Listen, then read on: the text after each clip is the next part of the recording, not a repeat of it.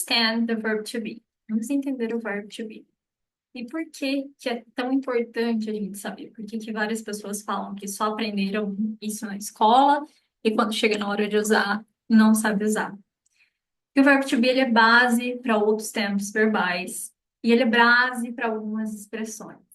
Por isso que é importante a gente saber ele corretamente, tá? Primeira coisa que a gente precisa entender é que isso aqui, you, he, she, it, não é verbo to be.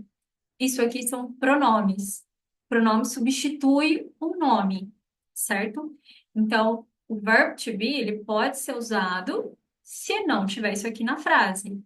E quando eu uso isso aqui, não necessariamente eu preciso usar o verbo to be, tá? Vou dar um exemplo aqui para vocês. Se eu falo assim,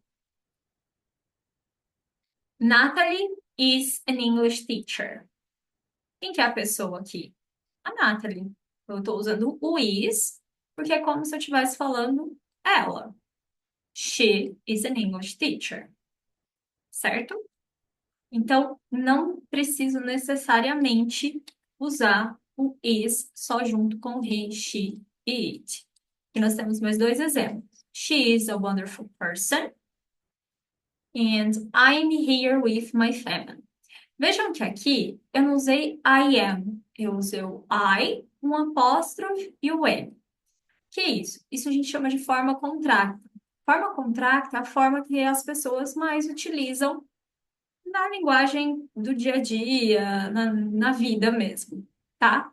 O que é? Quando a gente junta duas palavras e diminui um som, uma letra, tá? Para deixar mais fácil, mais rápido. Então, isso chama forma contracta. E a gente sabe que é quando tem um apóstrofe, ok? Então, aqui a gente tem o verb to be.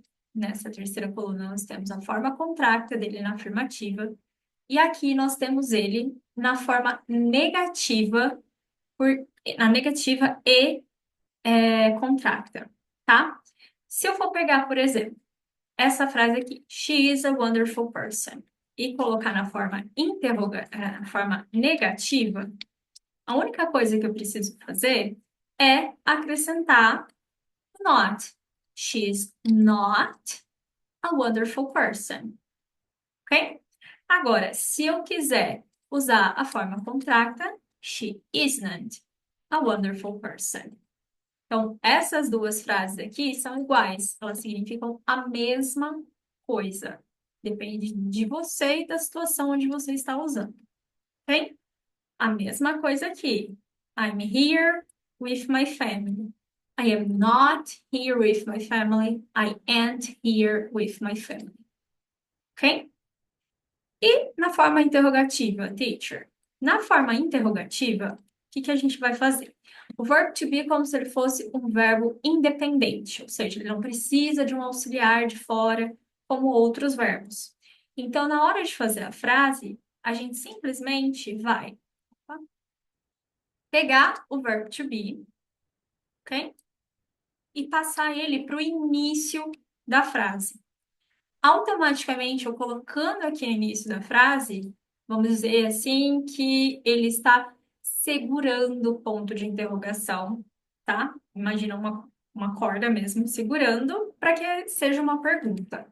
Então, para fazer uma pergunta com o verbo to be, a gente joga ele lá para o início da frase, ok? Se for uma pergunta na negativa, mesma coisa, só colocar no início da frase. E aí, quando a gente faz uma pergunta, a gente pode usar short answers para responder. O que são short answers? Vamos supor que eu te pergunte assim: Are you a Spanish student? Ok. Você é um estudante de espanhol? Se eu quiser falar sim, eu sou, eu vou falar yes, yeah. Se eu quiser falar que não, no, I'm not.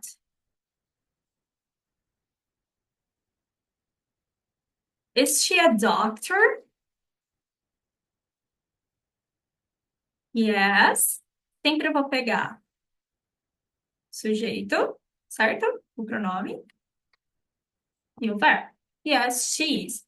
Quando eu falo yes, she is, eu estou concordando com a frase anterior inteira. Yes, she is a doctor. Só que quando eu uso esse she is, ele já repete essa ideia totalmente. Ok? Então agora você vai praticar alguns exercícios do verbo to be para tirar todas as suas dúvidas. Are you ready?